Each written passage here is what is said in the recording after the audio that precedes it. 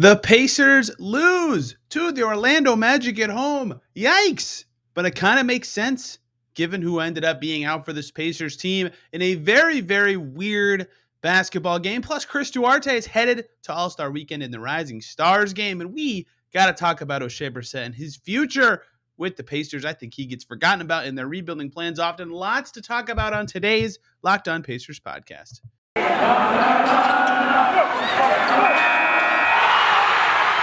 You are Locked On Pacers, your daily Indiana Pacers podcast, part of the Locked On Podcast Network, your team every day.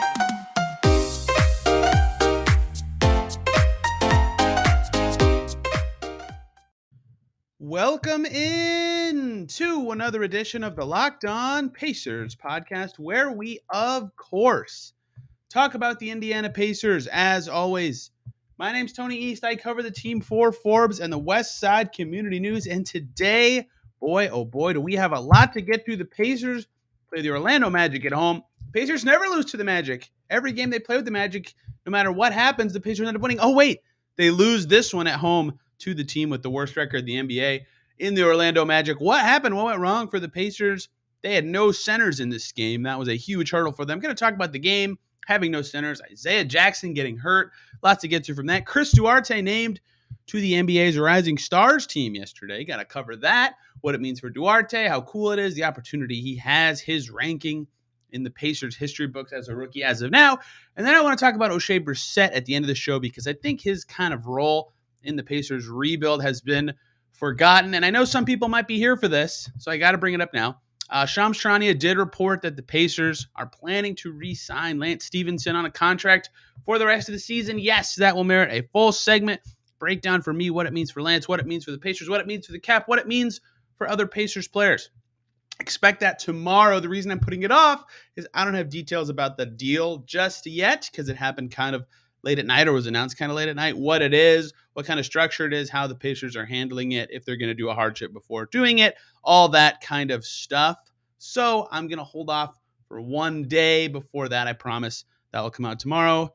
And all you Lance fans can be happy that that breakdown happens. That was a big deal. And Lance played pretty well in this game against the Magic, which is not the story of the game. The Pacers lose to the Magic. Speaking of it, let's just start and dive right into the action that we just saw at Gainbridge Fieldhouse. Very strange game. Indiana in general going through quite the inclement weather right now. Not quite a blizzard. That seems extreme to say, but a lot of snow. Some neighboring states I saw news calling it a potential blizzard. So a small crowd for this Pacers Magic game, which was funny. There were some moments where, the crew of hype of injured players, which is like half the team right now. But really, the big ones were Miles and TJ McConnell were hyping up the crowd the whole time because it was pretty quiet in the gym. It was Oshae was a part of that crew as well. It was pretty funny game. The vibes were fun. The Pacers were up a bunch for a lot of the game. They were up double digits in the third quarter. Things are great. They're playing the lowly Magic, up 17 in the third quarter, and they lost. The Pacers lose to Orlando with a final score of 119-118. Horrible second half for the Pacers, where they give up 66 points to Orlando, who is not a good team. So what went wrong for the Pacers in this game? Well, the short summary is they had no centers, right? Isaiah Jackson just had a miraculously awesome game in his first start on Monday. Talked about how he needed more minutes on Monday's show, talked about his great game on Tuesday's show, and then he comes out Wednesday. He plays 22 seconds on the very first possession, lands on Wendell Carter's foot, rolls his ankle, out for the rest of the game with that ankle sprain. Terrible luck for the Pacers. Sabonis is in health and safety protocols. Miles Turner has an injured foot. Goga Bitadze has an injured foot. There's three centers all out. So Isaiah was going to play a bunch of minutes if he played, and he missed the rest of the game after the first 22 seconds. Now, normally, Oshae Brissett has been the nominal emergency center for this team. He's also out with an ankle injury. So the Pacers' top four centers plus the emergency center are all out after 22 seconds of this game. So in comes two-way guy, Terry Taylor, who played really well in their last game as the backup center behind Isaiah. He played very well in this game, too, to his credit. 24 points, 16 rebounds, 6 offensive rebounds, but his height is very limiting at 6'5". He can only do so much at center. The Magic bringing Robin Lopez into their rotation in this game, who hasn't played for them in forever, and he has 6 points and 3 rebounds in 5 minutes. and helps the Magic come back in the second half because that's, Terry Taylor couldn't hang with the height that Orlando had. Mo Bamba in there, Franz Wagner in there, Wendell Carter in there. It was really tough for the Pacers to compete with that height with Terry in there. So he did well to hold his own. His stats were very impressive. But he had 6 fouls. He couldn't really get involved as much. The pick and roll game was weaker for the Pacers without centers. So that's why they lost. I mean, that is the crux of why they lost this game is they didn't have the big men required to slow down Orlando. They had 60 points in the paint, the Magic did. Not a good rim attacking team. They just could get in there easily. 29 assists for Orlando, same deal. They could drive super easily. Even if the Pacers were switching more, there was no resistance at the rim, so they could see the court better on those drives to do some passing, and that let Orlando pick up their three-point shooting late. Gary Harris ends up hitting, Indy native Gary Harris, ends up hitting 6 threes, including 2 huge ones for the Magic late in this game to give them the lead and tie this one up, and Pacers just couldn't quite get it done at the end. So that is the core reasons why they lost is no centers. That was very painful for the Pacers, very obviously. When Terry Taylor wasn't in at center, it was usually Torrey Craig, who played all right, actually. Torrey Craig hit 5 threes and had 22 points. They played an even draw with him out there for 37 minutes. I would not say he was the reason they lost or that his deficiencies were part of the problem in this game. It's just over the course of a whole game, he can't be your best pick and roll threat or your guy defending whoever is in at the big man spot for Orlando. So just a weird game for the Pacers given who they had available. That was part of the reason they lost. More parts of the reason they lost in general, where they shot extremely poorly from 2-point range. 30 makes on 66 2-point attempts for the Pacers. You can't shoot under 50% from 2-point range. The Magic, meanwhile, were 31 for 60 on 2-pointers. That's a little more normal. That's over 50% on twos. Pacers really struggled inside the arc at the rim on shots that they have been a little better at this season. Without any centers, of course, their 2-pointers are typically harder ones, but guys who sometimes have mid-range magic in this game struggled in general from the field. Caris LeVert, 10 for 24. That's too many shots. Even though LeVert was saving the Pacers for a little bit at the end of this game, he shot the ball too many times, quite frankly. Jeremy Lamb, 1 for 5. Kiefer Sykes missed his only 2-pointer. Dwayne Washington shoots 2 for 7. Right? Chris Duarte's 3 for 11. All the guys who could, in theory, make up ground inside the arc for the Pacers were not getting it done in this game. So just they didn't have any answers, right? The starting 5 really held their own for the Pacers when they were in there, but in general, they just didn't have enough ammo without any bigs to run a capable pick and roll game or defend the paint very well. So even against the lowly Magic, even having the best player on both teams in LeVert available, the Pacers were not able to cobble together enough to get it done. And the bench for the Pacers was just not good in this game. And this is kind of a consequence of having the injuries they have, is that, these guys, Dwayne Washington's been an awesome story at times this year. Jeremy Lamb's been playing better of late. Lance was good in this game. I'll get to him momentarily. But a lot of the bench players the Pacers are relying on are young guys or veterans who are just wildly inconsistent. And if they have a game like this where all of them have bad nights at the same time, Jeremy Lamb only plays 15 minutes and is a minus 12, for example, it's going to be very hard for the Pacers starters, especially, again, with no center, to overcome that despite good play from some of them. Lance was the only thing keeping the Pacers in this at times. He finished with 14 points and 6 assists right before getting whatever his new contract will end up being. Again, we'll talk about that tomorrow. He's earned this deal. He's their backup point guard right now with so many players out. He was keeping the minute. He was a +7. I'm surprised he didn't end up playing more, honestly.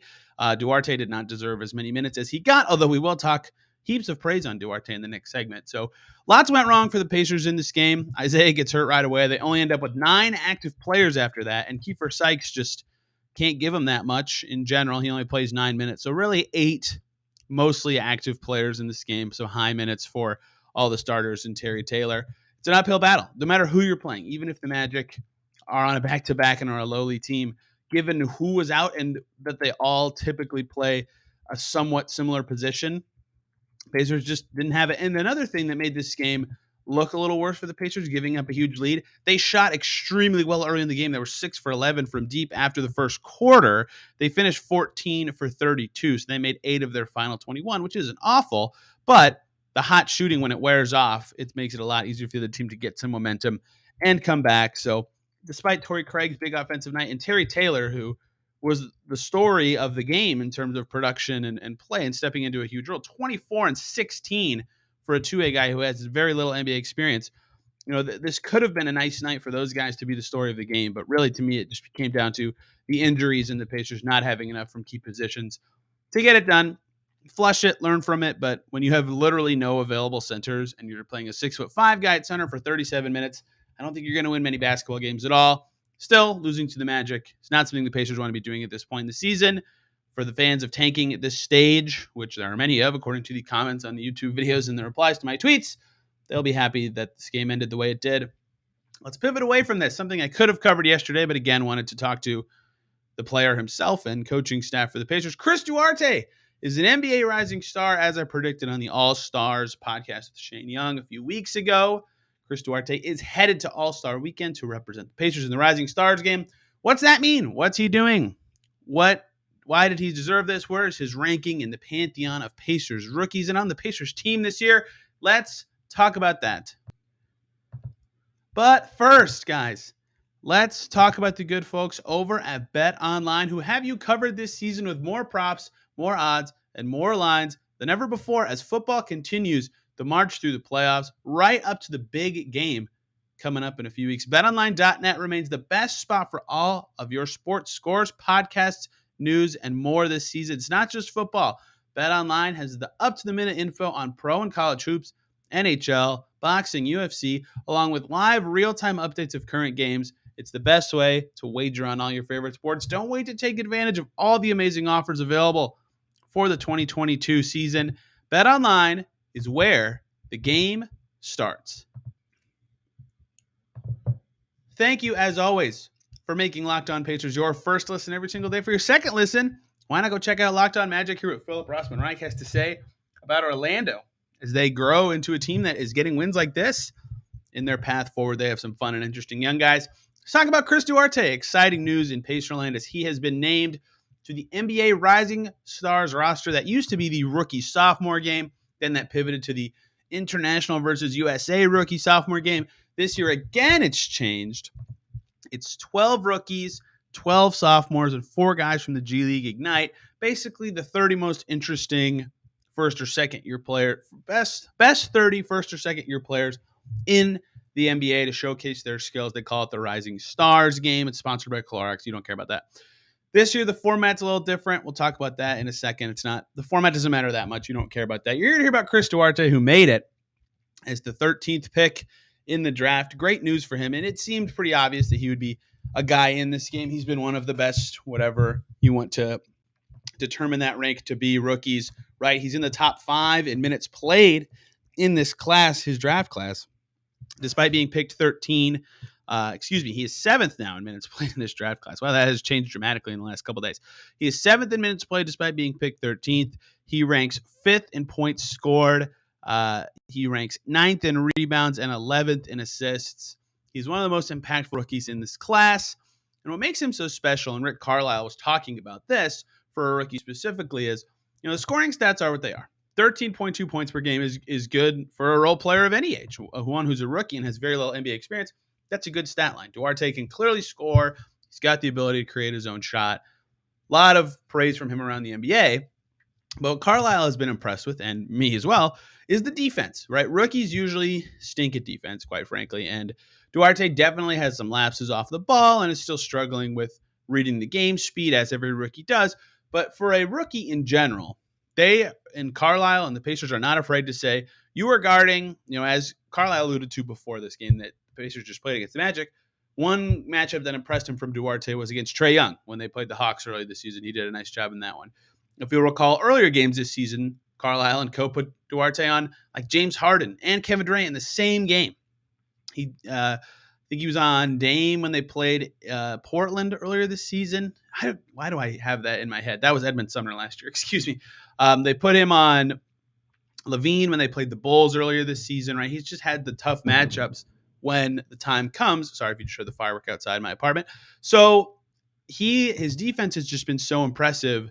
And that's what Carlisle lauded and why he's been an impressive rookie beyond the stats. The offensive stats are what get guys into games like this and get them onto rookie lists and things like that. But the impressive defense is what separates Duarte from a lot of these guys. And if you look through the stats, Duarte has been really valuable for the Pacers this season not just because he's a rookie, but just as a player in general. If you go to the on-off numbers for the Pacers this season, they've been better on both ends with him in the game than out. With Chris Duarte on the floor this season, and this now includes their most recent game with Orlando, the Pacers have an even net rating when Duarte is on the floor. 108.8 offensive rating, 108.8 defensive rating. For a team that is 19-34, being a net even with a rookie on the floor is very impressive. He does play with the starters more than bench guys. Sure, there's some finickiness going on there that doesn't make it like the perfect representation of how he plays. When he's off the floor, the offensive rating goes down by 0.5 to 108.3.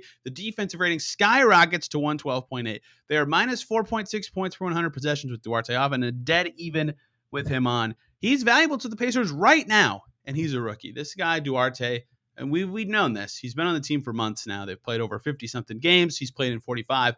Clearly is awesome. Clearly has a future with this team as a starter for a very long time. Who knows what his ceiling is? Who knows what his floor is? But the Rising Stars game is a nice start for him. He could even be in the game next year because second-year players also deserve to be in this. So he deserves it 100%. He's been awesome. He's been lauded by, as you all know, Kevin Durant calling him that old school shooting guard and liking him earlier this season. LeBron giving him a ton of respect after Duarte hit that incredible game-tying shot against the Lakers in Cambridge earlier this season. Same with Russell Westbrook giving him praise as well. One of my favorite people who heaped praise on him was Jason Kidd. When they played the Mavs, Jason Kidd called him a high-level player who's not afraid. He said he has a high IQ. He plays well. He starts, understands the game, right? And from Jason Kidd, a guy who has one of the best basketball IQs of any player ever, that rang in my brain as something interesting that a coach like that puts high praise on him. And even Jason Kidd said, sometimes when you scout other teams, you don't gloss over rookies necessarily, but they're a little easier to get the scout on because they're learning the game and stuff like that. Duarte, you have to actually, really pay attention to because he can play. He's good. So well-deserved honor for Duarte. This seemed like an obvious thing. He's one of the best rookies in his current class by the impact numbers, by the offensive numbers, by the defensive metrics. He's just a very talented player, and he makes the Pacers a better team. And when I was doing research for the article about Duarte being in this Rising Stars game, which, speaking of the Rising Stars game, I'll get this out of the way before I talk about Pacers history of rookies. So on February 18th, it's, I think, the first actual kind of serious event of All-Star Weekend. It's that Friday. It's like a little tournament. Duarte will be put on a team with other rookies and sophomores and Ignite guys. There'll be 4 teams, and then there's a first round, and they played a 50, and then there's a championship game. They played a 25 with those 4 rosters. That total is 75 points for the 75th anniversary of the league. So it doesn't matter how well he plays. It just matters that he is playing, right? He can show off himself in front of a national audience and be around the best of the best in the league at All-Star Weekend, and it's really cool for foreign players to be able to, do that kind of thing. In terms of the Pacers pantheon, this is going to sound made up because this isn't even that high of a bar to clear, but this kind of shows how hard it is to kind of get known or put up points as a rookie. Chris Duarte, as is, would become the 6th rookie in Pacers history if his current scoring average holds for the rest of the season. He had 11 against Orlando, so this will not cause his average to fall below 13. If his current average holds, he'll become the 6th rookie in Pacers history to average over 13 points per game in their rookie season. Only 6 for a team that's been in the NBA for almost over 50 seasons now is crazy. The other 5 are Vern Fleming, Wayman Tisdale, James Edwards, Chuck Person, and Clark Kellogg. For those of you on YouTube, you can see the Chuck Person bobblehead over my shoulder. The reason I say the name specifically is because if you couldn't tell, Person was a rookie in 1987. That was his first season in the league. And I choose him because he's the most recent Pacers rookie to average over 13 per game in their rookie season. Duarte could be the Pacers' first rookie to average over 13 a game in almost 30 years. And 13, again, is not a high bar, but think about what that means. This is one of their best scorers in a long time as a rookie, and some of that's just that he's been given the opportunity, but he's earned that opportunity by being talented. Turner was 10.3 points per game his rookie year. Reggie was a 10 points per game guy his rookie year. Jamal Tinsley, who was a beastly rookie, was 9.4 points per game his rookie year. Paul George was 7.8. Danny Granger was 7.5. And yes, those guys got some less opportunity than Duarte has gotten this year, but these are reference points to show you how well Duarte has held up as just in the scoring department. That doesn't even account for the defense and other things that he could grow into as an NBA player. So I don't know what his ceiling is. I don't know what his floor is. He's a unique situation guy with, as Carlisle described, 24 is definitely older for a rookie, but as Carlisle's described, he doesn't have a lot of basketball miles on him. He started playing later than a lot of guys who are in the NBA. So who knows what his ceiling is? Who knows what his growth will look like? But being named a well-deserved rising star in the NBA, he deserved it. He's very psyched about it, as he talked about after the game. You can read my piece on Forbes about him being included in the game if you want to read more about the comments I shared here and the game itself. Well-deserved for Chris Duarte, and perhaps many more accolades to come for him this season, with all rookie teams potentially within reach for him as he continues his ascent through the NBA.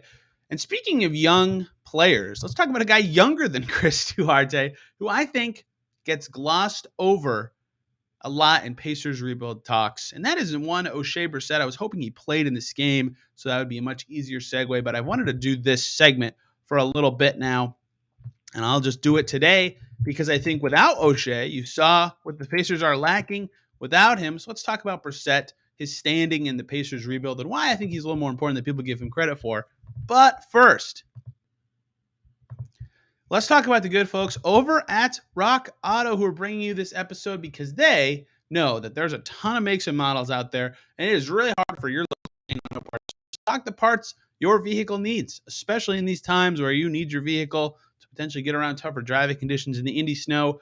You need to have all the parts and the best parts for your vehicle at all times. You got to go to the local auto parts store and deal with the questioning from the guy behind the counter of what the exact make and model of your car is. Sometimes you don't know. Sometimes they don't have what you need. You don't have to deal with all that. You can get to rockauto.com on your phone or at your computer at home instead of having to drive somewhere, and have all that right in your pocket. You can save time and money with Rock Auto. They have the best prices out there. Of course, you can save time by not having to travel to the store, and they are a family business serving do-it-yourselfers for over 2 decades with reliably low prices for every customer and every part you could need for your vehicle. Go explore their easy-to-use website today and find the solution to your auto parts needs. Go to rockauto.com right now. See all the parts available for your car or truck. Right, Locked On and their How Did You Hear About Us box, so they know that we sent you. Amazing selection, reliably low prices, and all the parts your car will ever need at rockauto.com. Thank you again for making Locked On Pacers your first listen every single day. Locked On Trade Deadline show coming up on Trade Deadline Day. If the Pacers make any trades, I'll be there to break them all down in real time. You won't want to miss it. John Corrales hosted our draft show in a similar way. It's going to be extremely cool. I highly recommend you be there. Let's talk about Oshae Brissett. I haven't talked about Oshae Brissett in a long time, but I did talk about him a lot in the offseason because I penciled him into the Pacers rotation as a lock because I think he's good and he's young, and that's the kind of guy the Pacers in their situation should be really interested in. And then Rick Carlisle didn't play him. And then Rick Carlisle was like, oops, I messed up. I should have been playing him every game. That was the first learning experience for the Pacers with Oshae Brissett. And the next one needs to be making him a little more key part of a rebuild. I'm not saying he should start instead of Torrey Craig, but I think Oshae Brissett should play more minutes than Torrey Craig. Let's talk about Oshae Brissett and his standing in the Pacers rebuild. Look, sort the Pacers roster by age, youngest to oldest. Isaiah Jackson, super young. He is determined in this last week that he is probably meriting of a bigger role and some playing time every game to get his development going. Then you have the 2A guys, Terry Taylor and Dwayne Washington, who both have impressed recently and may have a future in the NBA. Who knows? And then you have Goga, who I have also been calling to play every game. And then Oshae. So of the non-2-way contract players on the Pacers, Oshae is the third youngest. He was born in 1998. He's only 23.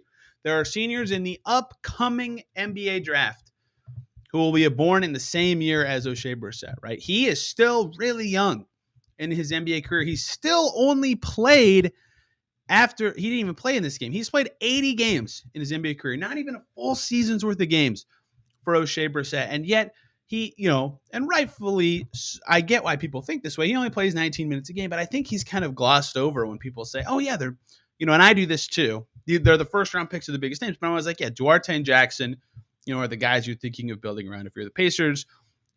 Fit Goga in that equation. He's young and good. But Brissett is basically only 1 year older than Goga, and quite frankly, better than Goga Batadze right now. And it's just clearly a valuable player that, to me, I think if you're the Pacers, you have a 23-year-old on your team right now who can play the 4, and that sounds like nothing. There's a lot of fours out there, but the Pacers really struggled to get a guy with his skill set at that position for years. If they had Oshae Brissett at his current skill level on the 2017-18 team, they probably could have beaten the Cavs. I mean, they had no stretch for anything on those teams that could even play off the bench at all. They got Trevor Booker on the buyout market to try to get any semblance of that role, and it did not work at all, right? That was a role they really struggled to get. They didn't have it at all on the team that got swept by Miami when Vic returned in the bubble season, right? It's hard to get the right ones, and he can fit the role of 3-and-D at that spot. He's got a little more shake and bake in his game now that he's worked on his off-the-dribble game. He just has value at that position, which is sometimes hard to find. He's only 23 again. I think that's important to point out, and he makes the Pacers better, quite frankly. Same deal with the on-offs as Duarte, where they jump up substantially on defense when he's in the game, right? He just, because, he's 6'7", 6'8", whatever, he moves really well. He's a very valuable defender. Oshae can kind of semblance play the 5 sometimes, but at the 4 specifically, he's a very good defender because he can switch. Carlisle doesn't switch all the time, but switches enough that it's a valuable idea for this team, right? He is just an impressive defender, and I think that alone makes him valuable for a Pacers retool, rebuild, whatever. But the fact that he also can be a good shooter. Last year, he was much better from 3 at 42%. This year, down to 33%. The whole NBA is down this year. I have no idea how much to make of that. I think he'll settle in at about a 36, 37% shooter, which is still, he's 36 for his career. That's a pretty reliable deep threat.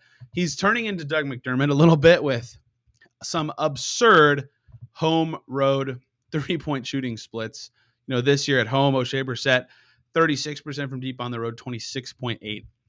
37% at home, excuse me. That's a 10% difference. That's McDermott-esque. But anyway, those kind of skills, an offensive guy with a little bit of off the bounce game, a little bit of shooting, and a really good defender from a 23-year-old who's only played 80 games, I just think that's something you explore more. His contract is still very good. He's super cheap, and the Pacers can either make him restricted this offseason or pick up his team option and have him for cheap next year. Both of those options have some advantages. I think making him a restricted free agent makes more sense. And perhaps maybe not the most damning stat to describe his impact, but in 14 games where he has a positive plus minus this year. And the first thing that I think you should think is, why is it only 14 games?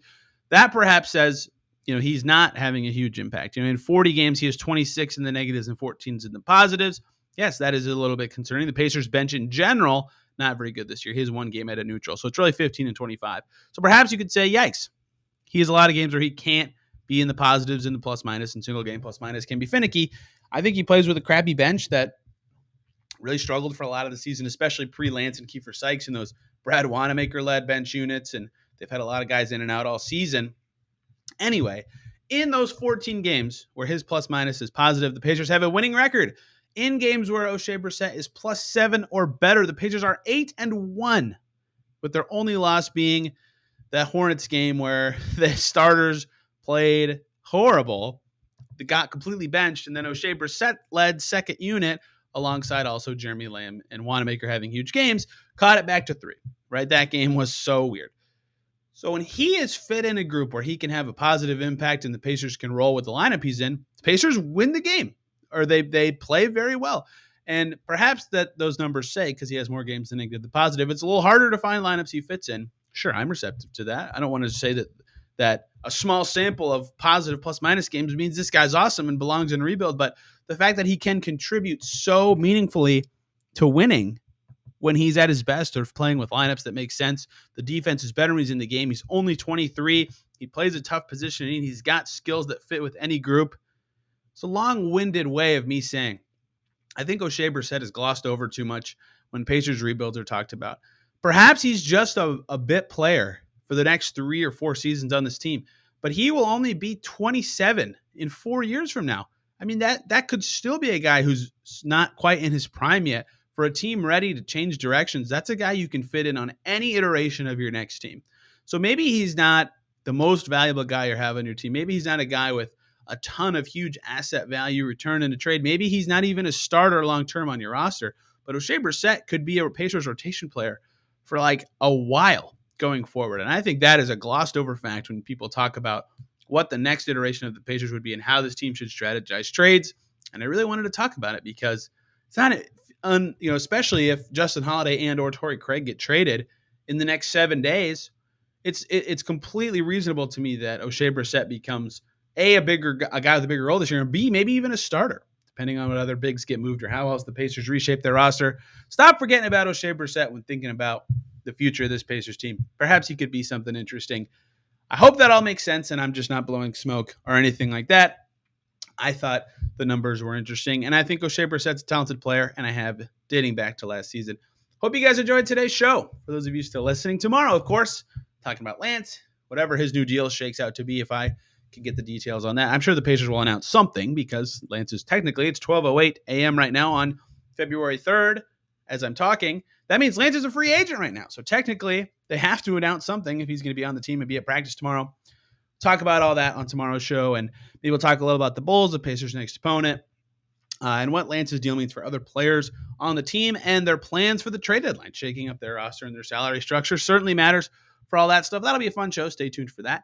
Thank you guys a ton for listening. Hope you enjoyed today's show, and we will see you tomorrow.